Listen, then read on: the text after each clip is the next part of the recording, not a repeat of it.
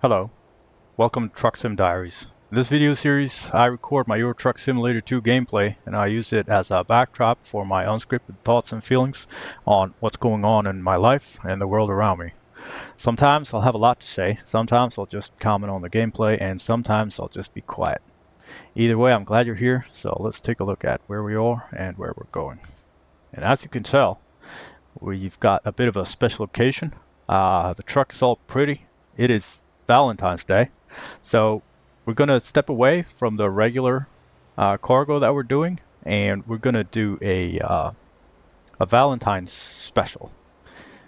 And it is a special kind of cargo and a special kind of trip. So let's start it up and see what we got.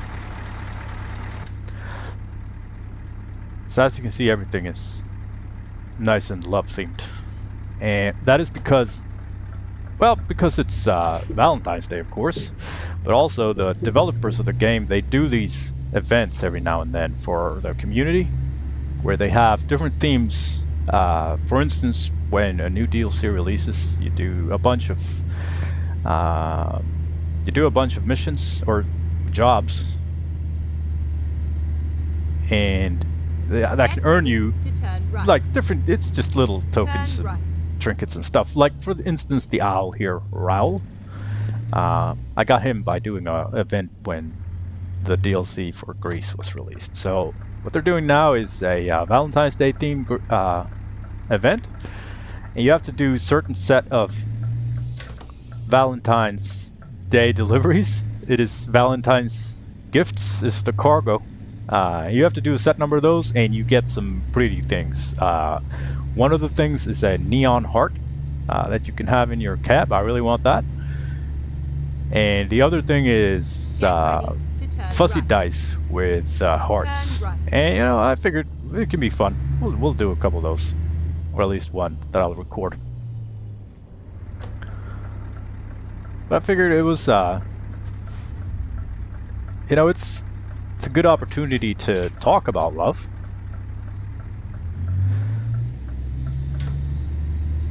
Get ready to turn right. And kind of what it, you know, Turn right. what it is to me. And to me, like, well, Valentine's Day is nothing, you know, growing up, I wasn't very popular with the girls. I gotta be honest with you. When I was just a child. So, you know, it was my favorite, you know, favorite thing in the world. Didn't get many roses when I was in school, stuff like that.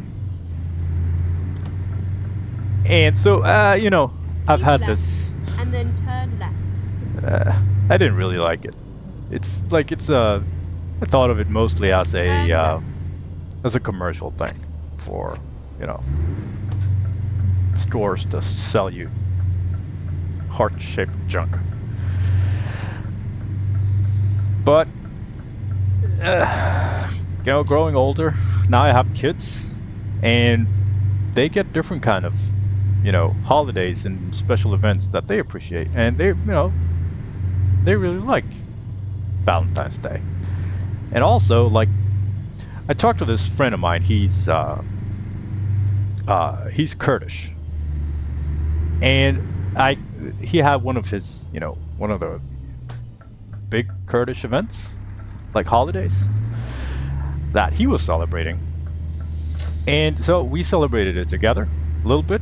Like at work, it was not anything special. Just had some nice, you know, had a coffee and, you know, took the time. Let's see if oh, here it is. So, and he was like, yeah, I celebrate nice this. ride. I celebrate, you know, Christmas as well. Let's roll up and take a look at the trailer. I'm going to show you what it looks like. It's pretty cool. So they they make these.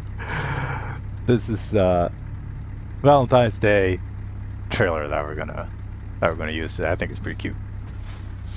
So anyway, this guy, he's Kurdish, so he's Muslim. But, you know, he still celebrates Christmas. He lives in Sweden, and we celebrate Christmas here. So he was like, I'm on the mind of, like, what can it possibly hurt to have one more holiday? Like, are you going to celebrate too many things? Like, what are you going to do? Spend too much time with the family? Focus too much on whatever the holiday entails? Because, like, we're pretty secular. Not Christian in any way, but we still celebrate Christmas. It doesn't have anything to do with Christianity. But it has everything to do with family and taking the time together. So, you know, I was like, I'm gonna kind of steal that mentality and use it as well. Why not, you know? And then Valentine's Day, and then I have kids, and then Valentine's Day comes along, and, you know, they love drawing hearts. They love love. Here we go. So, like, why shouldn't I? You know? What can it possibly... I don't have to buy all the trinkets that are available just because. So let's, you know, it is in the middle of February. Nothing fun is going on. Why not, you know, why not focus on love? It's just a day. So my kids kind of changed my mind on, you know, my kids changed my mind on a lot of stuff. But holidays, my kids say my Kurdish friend. They changed my mind on a lot of things. Now, the biggest love of my life, it is this woman here that I have on the picture of the cell phone. It is the same wallpaper I have on my phone in real life. It is my beautiful wife.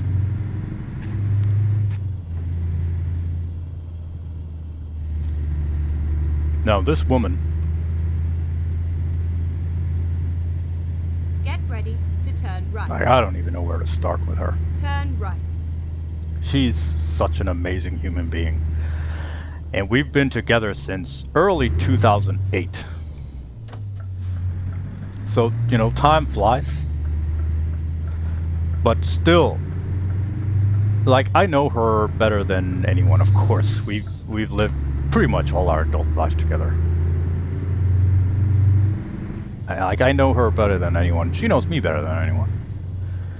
But still, she amazes me. You know, every day. She just keeps getting better. And we met on, like, this was kind of before Facebook was a thing. And, like, that kind of social media wasn't a thing back then. But what we did have was different kind of communities for different kind of interests, so to speak. And we were on this, I was online on a bunch of different kind of communities dedicated to different kind of lifestyles and whatever. And it was on one of these, you know, kind of lifestyle communities where you could find like-minded individuals. The theme of this was like, I want to say kind of, you know, back then, maybe you would describe it as like alternative. The alternative lifestyle back then, what that meant was like, you know, metal music and goth stuff. I was never really huge on the goth stuff, but, you know, I dabble in metal. So, and I figured I've always liked the people. I like I've told you earlier, I like people who are different from me, and this alt lifestyles, it's always been relatable. So I was there on that, you know, on that online community, and I think, I don't really remember. It doesn't exist anymore. Unfortunately, I wish I could go back and look at our history. Like our chat history, because we wrote these messages, pretty much letters to each other. And I remember, I hadn't met her, so I only seen her on her profile on this online platform. And I think it was I was really into Alien, and H.R. Giger, the artist, and I think maybe it was she had some reference to that somewhere. I don't know. I don't remember. But her username was Darth_Vader, and I was a fan of Star Wars, so naturally I have to say hi at least. So I did, and she wrote back, and I don't know. I think she liked me. I don't know what to say.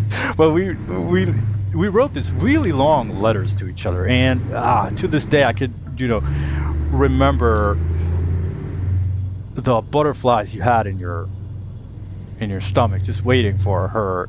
I knew that she was jotting, typing furiously, not furiously. It was all very nice. Very nice letters to each other. It wasn't exactly love letters, but so we didn't use any of the to kind of get you to explain what kind of mental state I was in. I had just gotten out of a toxic relationship. So I was in a very broken state. So I wasn't really looking for love, but here comes this girl with just this amazing woman. Well, she was a girl then, but I wrote these. Go straight on. And I like me talking about her. You can't mention my wife without mentioning kindness, because I have never met a person who is so kind and full of love to everyone as this woman. And thankfully I get to stand in her sunshine. So we wrote these letters back, were long letters, and just couldn't think of anything but log in just to see that. I remember that the site had a cool dark theme to it, because of course it has to. And when you had this inbox, which is where we texted each other, and it was gray, of course. And when you had gotten a new DM, the symbol turned white, and I was just refreshing the page. It was long letters that we wrote, so it took a while, And then I remember when you had a new reply from her, man. Caution. Please watch the speed limit. Anyway, so we were going back and forth, with these long letters to each other, and she's also very brave, and I mean, I try to show who I am to everyone, and I at least think I don't, I think I am the same person to everyone. I mean, in a professional capacity, I'm going to be more professional, of course, but I like to think that I try to show myself to everyone, not wear masks, so to speak. And I guess she saw that, and so out of the blue, she, well, not out of the blue maybe, but one day, we didn't live very far. She was just in the same city. So, exit now. One day, one of these letters, crash. I think I did. I think that was on me. Anyways, one day she was like, let's meet up. I'll cook you dinner at your place. And I was like, all right. And I'm smiling telling you this story. So I remember it like as if it was yesterday. When I was going to we were going to meet at the grocery store. That was this I lived in this one-room apartment. It was shit apartment. It was good because it was mine, but it was small as hell. Like, it was literally one room, and there wasn't I guess you would call it a trinette kitchen. There was this tiny little kitchen sink, And there were these two this little stove that was on a shelf, like with two, you know, a place for two pots or whatever. That was it. And a fridge that was, man, what could that be? 60 centimeters high? 50? Tiny. Just, everything was just so small. But, yeah, that's where I took her home. It was the only home I had. And she was living in she had a roommate, so I mean, neither of us were in any, you know, fancy economical situation. And that stuff doesn't matter to her. She doesn't care about it. Oh, I should have visited the wait station.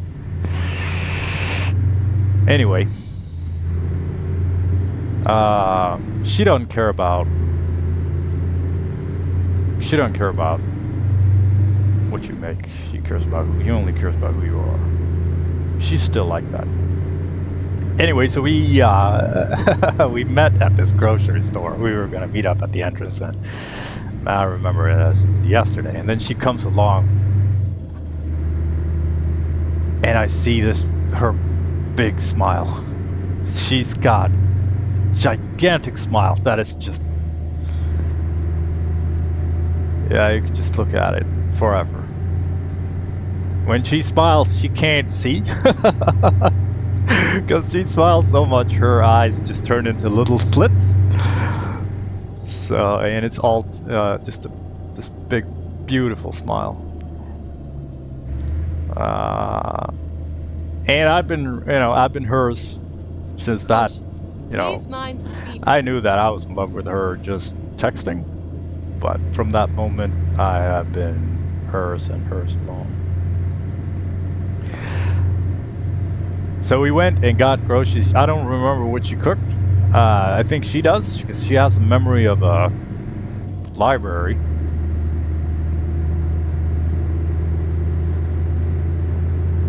But in the beginning, I was like I said, I got out of this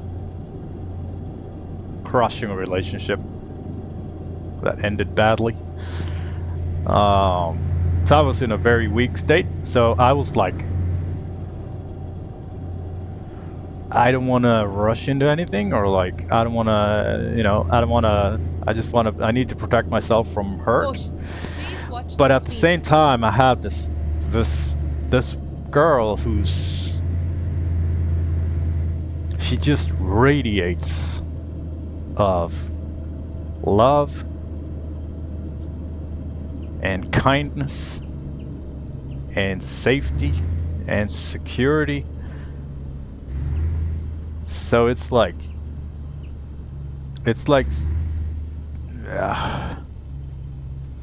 just being close to her is like I told you earlier, if you're cold and then you step into the sunshine, that is my wife, just being close to her. So obviously I could not, you know, and I knew in my heart, I knew, like, I'm not turning her down or away, but I still had this, I don't know why, but I was like, I need to go slow. And thankfully, this woman's patience is as good as her memory. Because she was like, obviously she had decided that she wanted to be with me, because she was like, we'll take it in, the tempo that I decide. But I think she kind of felt that it was going her way. Because, like, what am I gonna do? Turn her around? Turn her away? No, of course not. There's no way. So yeah, so we kind of hooked up, and ever since, everything has been a walk in the park in life since then, like in our relationship, but the love has been constant. Like, And from that day, like, it was, you know, everything else just, goes away. It was just her and me. And so she lived with this roommate, and I lived in this. I was working security at that time, so I was working these off, these weird hours. I worked 13-hour shifts, night shifts, day shifts, working weekends. Just my schedule was just, it was just weird. But we kept going, and then she got a new apartment, which was a 1.5 room apartment.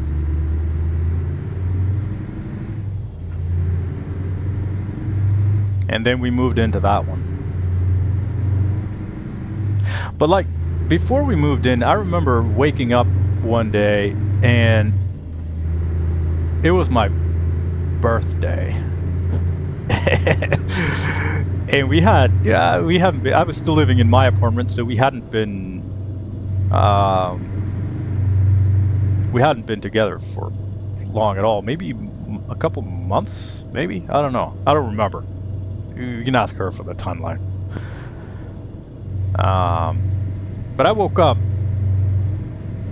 and like, this is the kind of person she is, because I woke up on my birthday and it was a weekday, but I had the day off because my schedule was the way it was because of my job when I was working security. So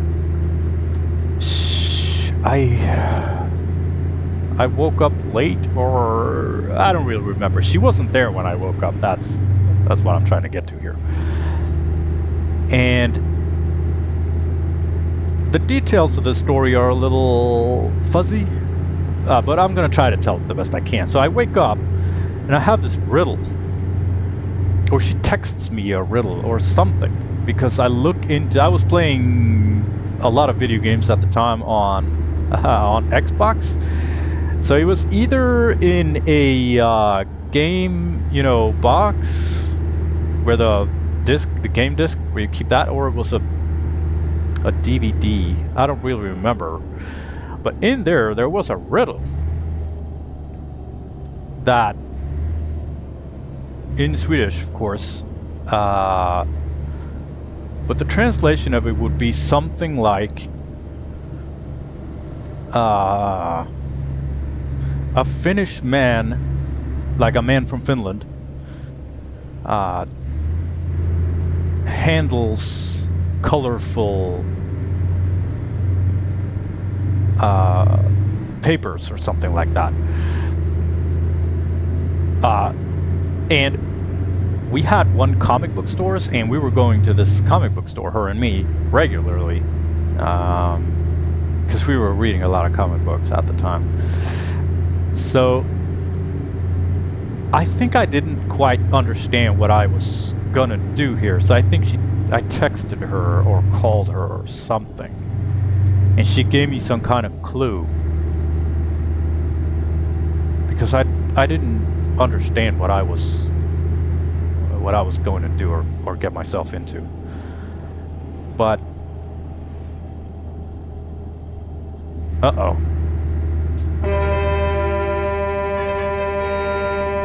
Gotta honk the cops. Sorry. So this riddle and this comic book store, it was the guy who had it. He was from Finland, and he was very nice, a very nice man.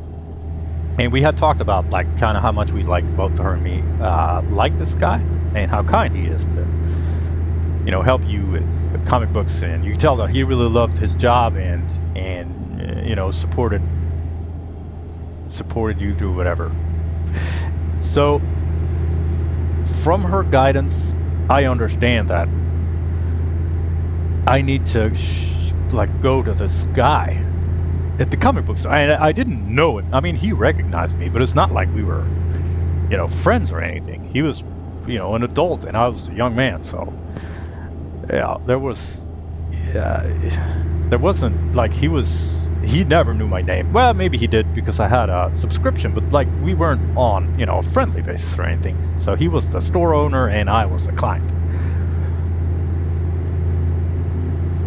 But I remember I walked to him and I was like, I got this.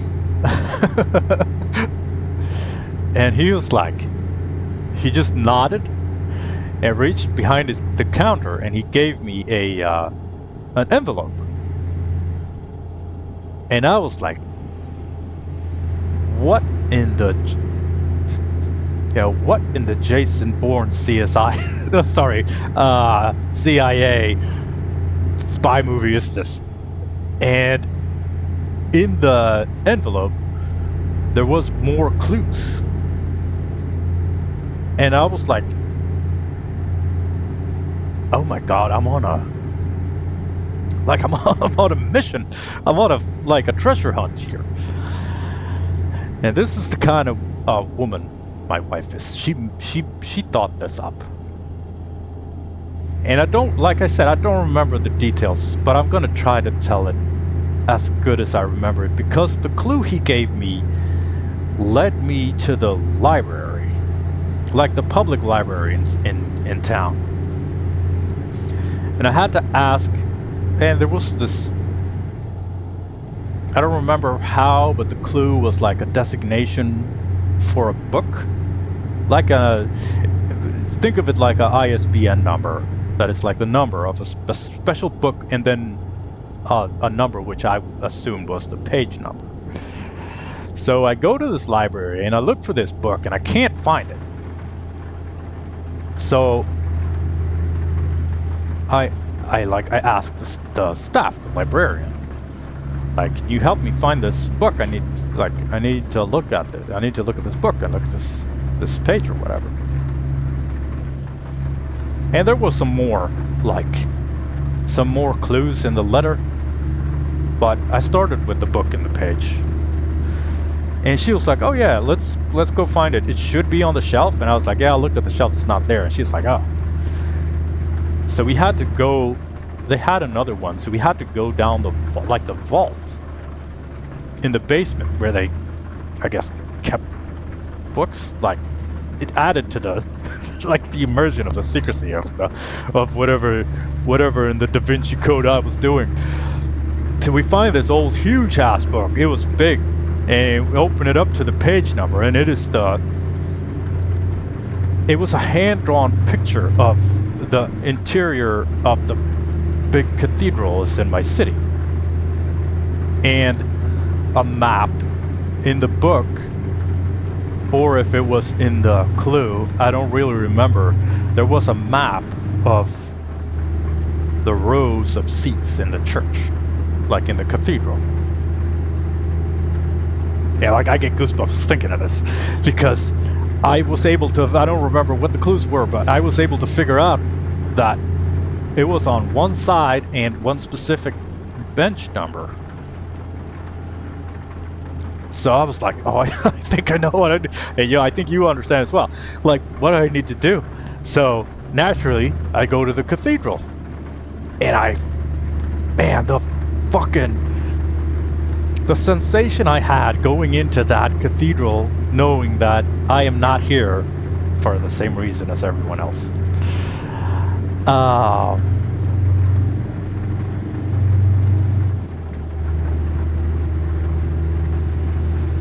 There weren't a lot. This was in the middle of the day, just normal work week, so there wasn't a lot of people there. Well, there were some people there, so I was like sneaking, stealthy, finding the seat, the row, and I sat down, and I was like, obviously, I gotta look under the seat, but I can't make it obvious.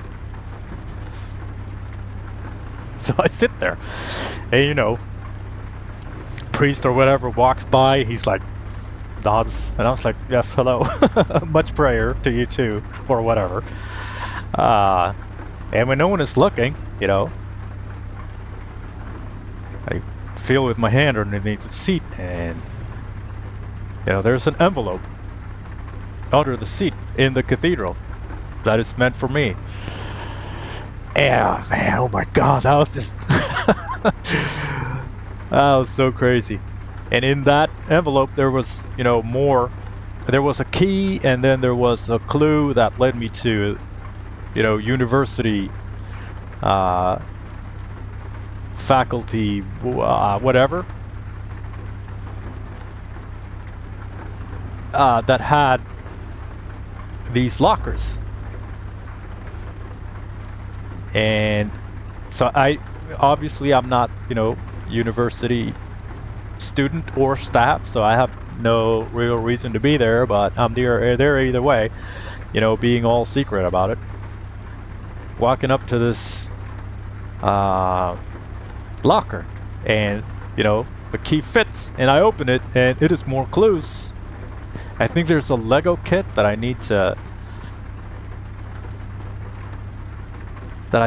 build, and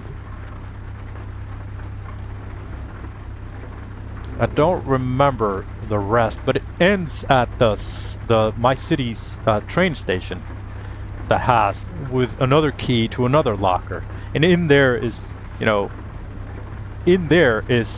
my birthday present. Like happy birthday. I don't remember what it was, but I do remember this adventure because I had never done anything like that before. But yeah, this woman thought this up, built this whole adventure for me.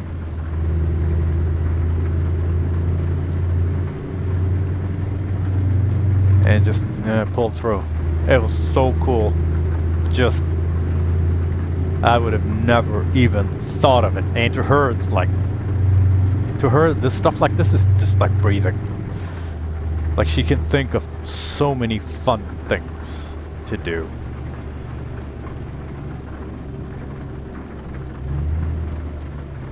And like she makes me feel so important. And yeah, not a lot of people have done that through the years. So anyway, she buys this like a year after that, maybe. She buys this apartment, and I move in with her, and that's when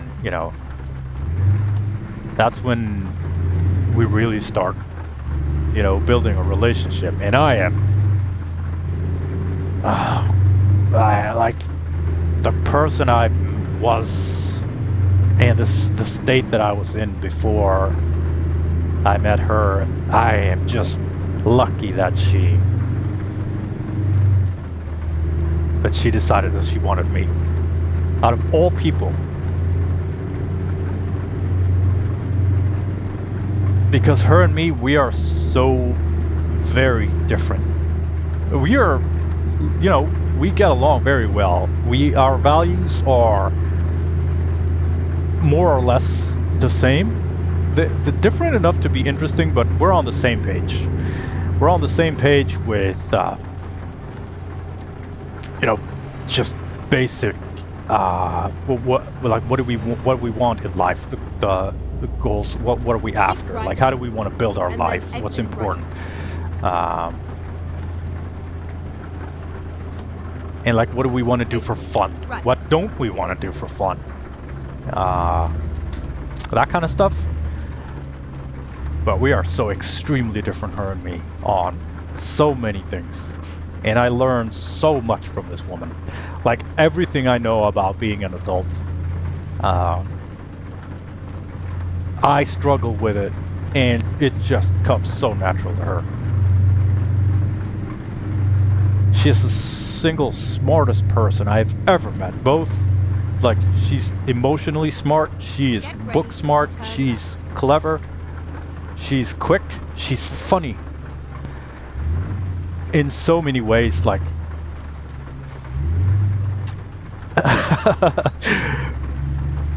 Turn left. Yeah.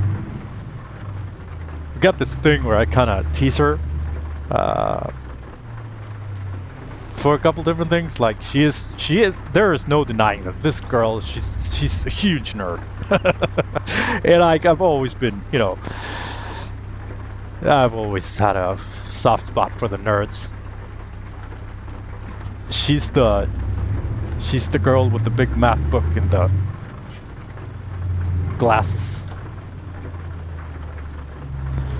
That's my wife. And I am this, you know,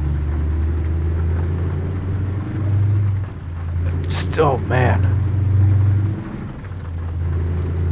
I come from this insecure, hectic childhood, youth, where I was, you know, spent too much time in the wrong company, just making the wrong decisions. Living day to day. Caution. And Please watch the speed limit. in steps this woman and just everything just changes. All of a sudden I got this chance to be like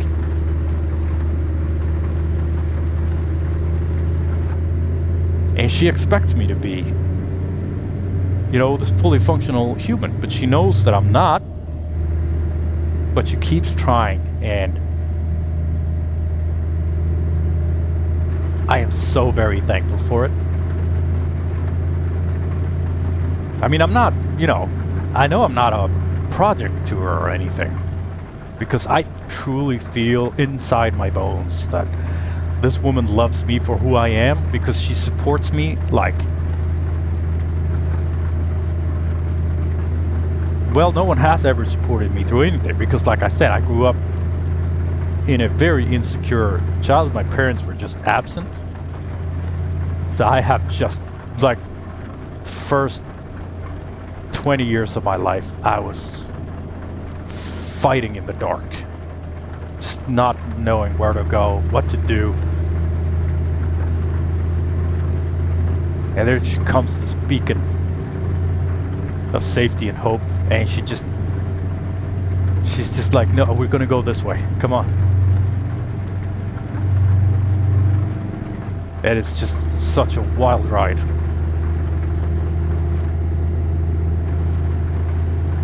So we move in together, and that's where we like really start, you know, working on our life. Even though I am very slow, because I've always had this, I don't know, I've always had this thought that, you know, this life is not for me in some way. Like I'm not an adult like everyone else. I don't even know why I'm here. Like I don't know what I'm doing. Everyone knows where they're going. I don't. Like I said, I have no sense of direction. I don't know what to think. I don't know what to say. I don't know what to do. I know how to make it to the next day, so I'll just keep doing that. and oh, sorry, keep left. Yes.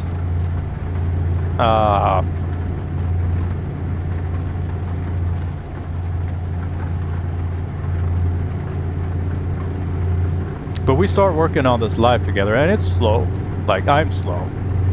Not that she is, you know, eager to go somewhere or anything. But like, we live in this 1.5 room apartment. It was a great apartment. We had this living room that had a little off to the side space for the bed and like a computer,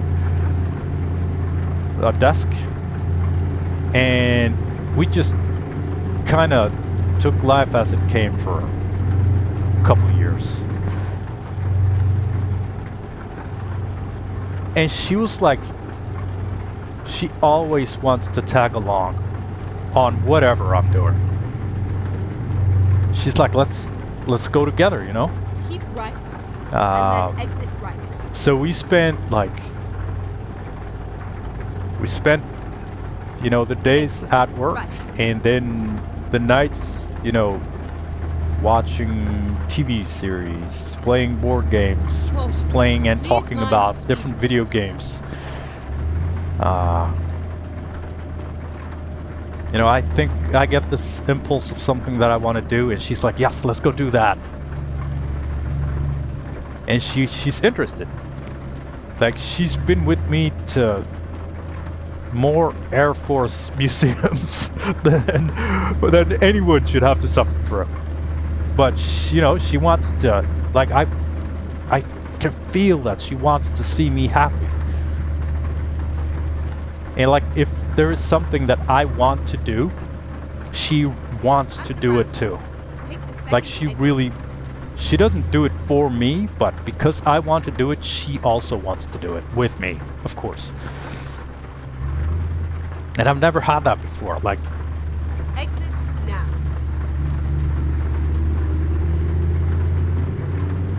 but yeah, so we go to these. We spend our vacations going to big cities to visit, you know, abandoned places. I'm very into photography at that time, so I take a lot of pictures of, you know, just street photography. Mostly, I want to focus on, you know, visiting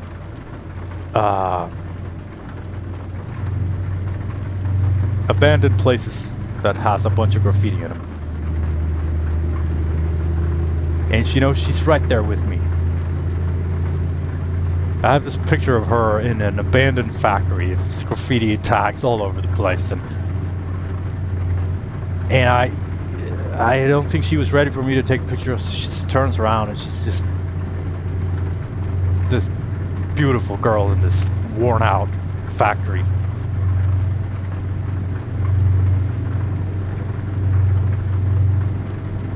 So we kept doing that, living that kind of life. It was a very good life.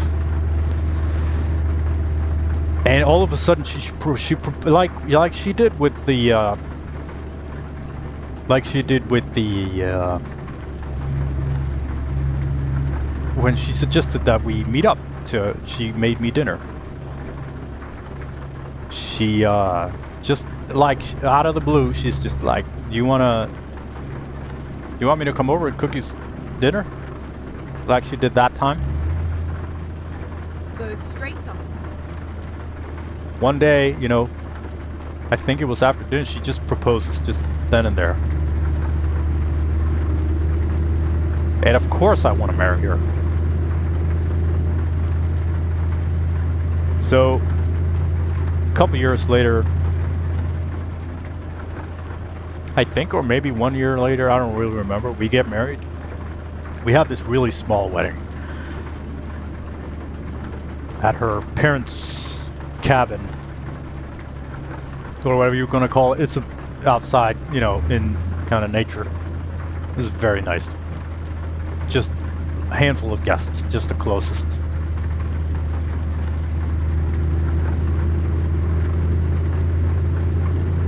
That was in 2011.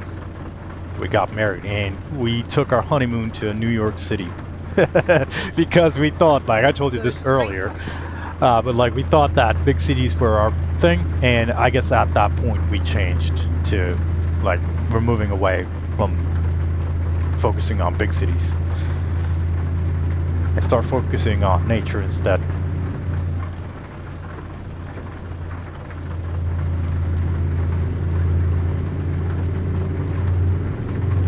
And that kind of planted the seed of, you know, not living in the middle of the city, which we did. So both of us kind of wanted to, we were debating, you know, where to move when it was time to move. We lived many years in that 1.5 room apartment because it was fine. And her ambitions are not, you know, fancy living. She is connected to Earth. Like, she's down to earth. She don't ask for much.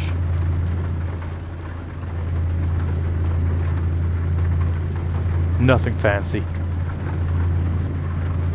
Simple, pragmatic, lovely woman.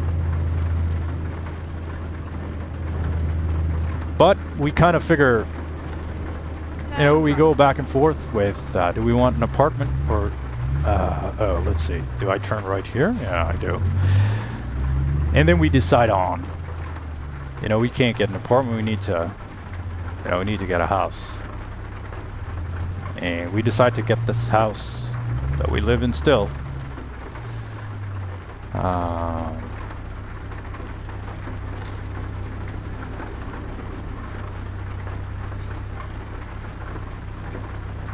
So we move here, where we still live.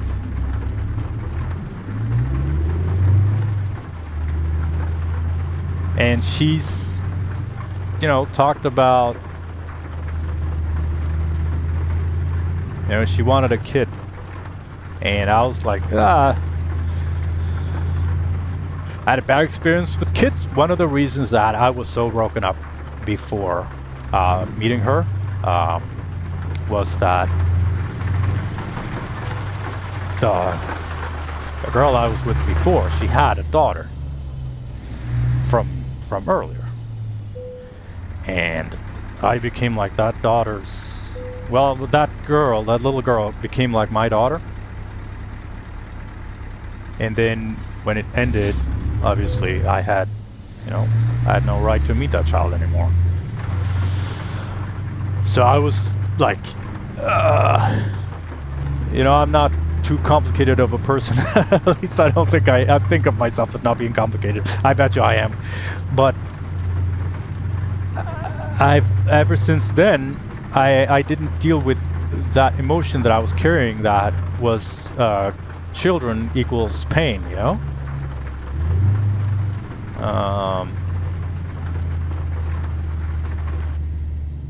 But my wife wanted a child. And at first I was like, no, no kids. But then, kid with her is, different. Because it's like with everything. If I'm going to do something by myself, it scares me to death. Like, I can't do it. But if I can do it with her, then it's gonna be fine. Like, we're gonna be able to do it, because like, she gives me all the strength.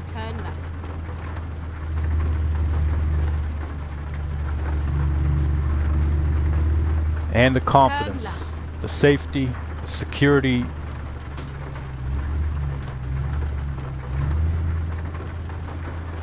It all comes from this woman.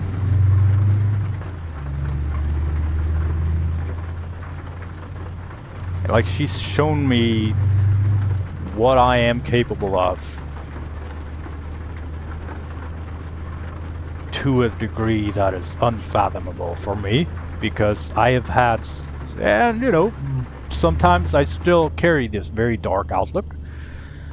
I'm working on it, thanks to her, because she showed me that, it doesn't have to be that way. And it's always so natural to her. Like, she does it without effort. She doesn't even know that she has this effect on me, probably.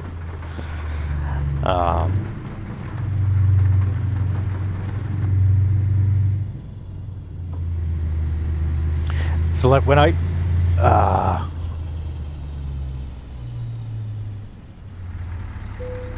yeah, we've been together since early 2000. I think we even started talking in 2007. I don't really remember, but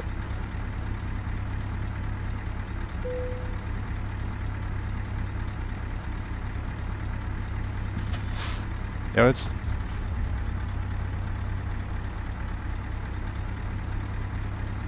a long time. Coming up on what, 17 years, 18 years? Like, that is a whole lifetime. I just can't get enough of this woman. So, and whenever someone finds out, and it's, I agree, it sounds like a long time when I say that I've been with this woman for, 18 years, 17 years. Exclusively, without hesitation. Right. This is the woman of my dreams, this woman of my life.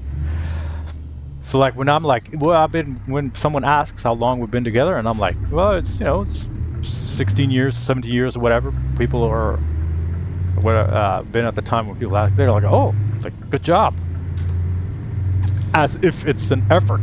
It is not. To make a relationship work, you need to be dedicated, and you need to compromise. You need to be patient. But man, there's no effort with this woman.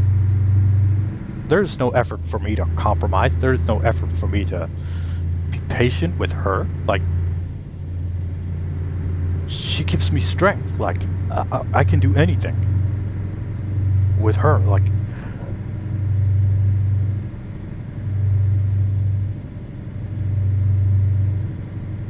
it is a team effort, but it is fucking easy, guys. Go straight on. There's no effort. 18 years with her. Jesus, no. It's easy. Just a blink of an eye, and it's just... the teamwork that we have, when the going gets tough, we can have arguments over tiny little things. Nothing. I remember our first argument. It was the most ridiculous argument that you can have, but it was an argument nonetheless. And this was when we moved into her apartment, and she, like I said, she's not fancy in any ways when it comes to the standard of living. If we have something that works, she's fine with it, and I adore it with her because I'm not that way. Like, so she's teaching me a lot about that as well.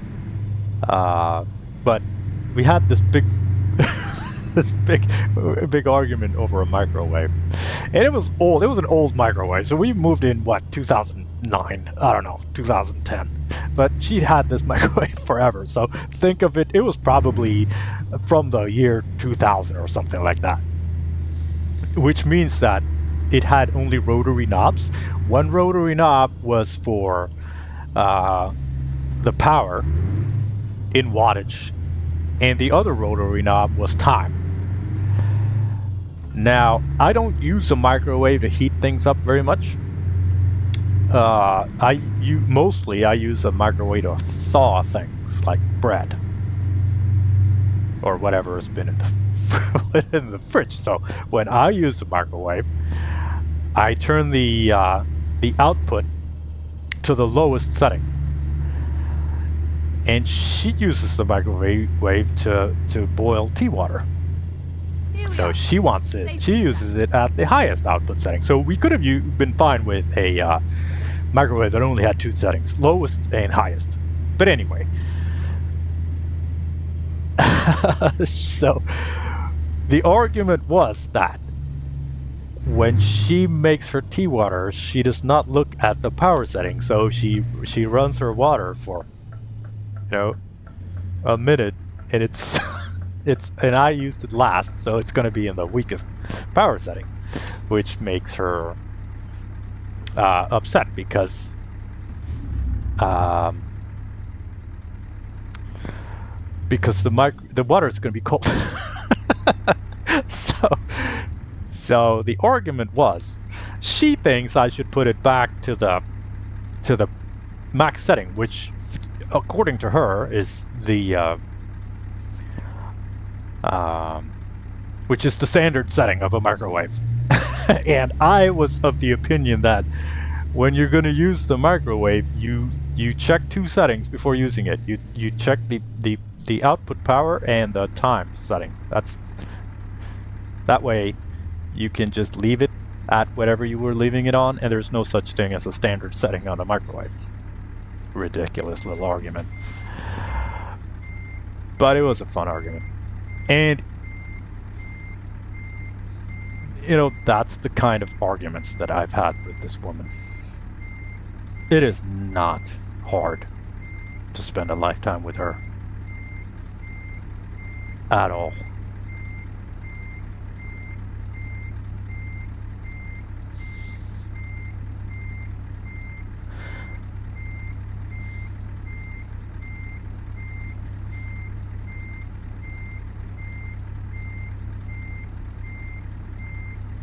And I am reversing, so naturally I go quiet because I cannot focus on too many things at once. So talking and looking and reversing is too much for me.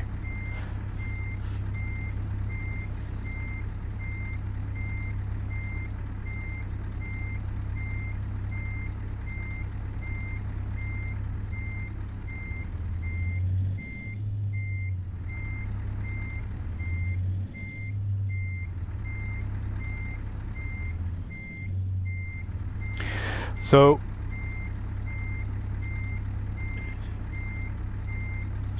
like I said, she wanted this kid. I didn't.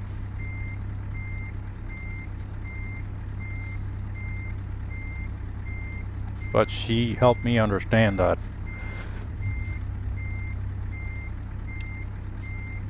we're going to be able to do it together.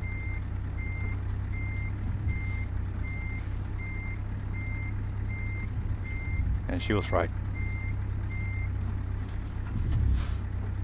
We got 2 children. This woman and me.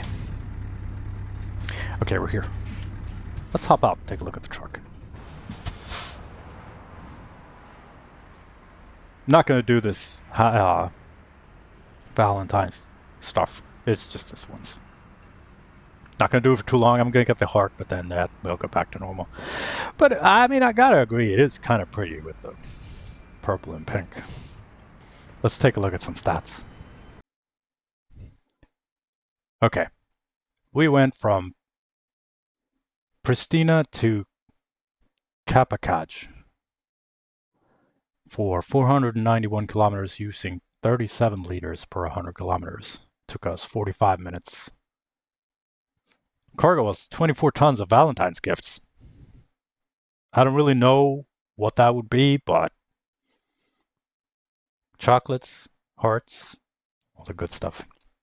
It was planned for 483 kilometers, but turned out it was 491. That's pretty close. I think that's good. We got one fine. Oh, so I got one fine for not pulling over at the wait station. But I didn't get a fine for the crash. That was weird. Didn't catch that one. That's good. Made us 16,710. And then we paid taxes, some toll gates, and the fine, of course. Fuel was 321. It ended up paying out 13,108. So net positive. The delivery rating was 3.5 out of 5, so not too good. Damage 5 out of 5 stars. Distance 1 out of 5 stars. Yeah, we didn't go too long. The fine, of course. Fuel economy was good. The mass out of our hands, really. Okay, that was it for today. I hope you're having a good Valentine's Day. I really do. And remember to focus a bit on the love. Focus on the love for yourself and the love for, the people around us. We're all in this human experience together, and it can be hard at times, but together we're going to be able to pull through. All right, you take care of yourself. Bye.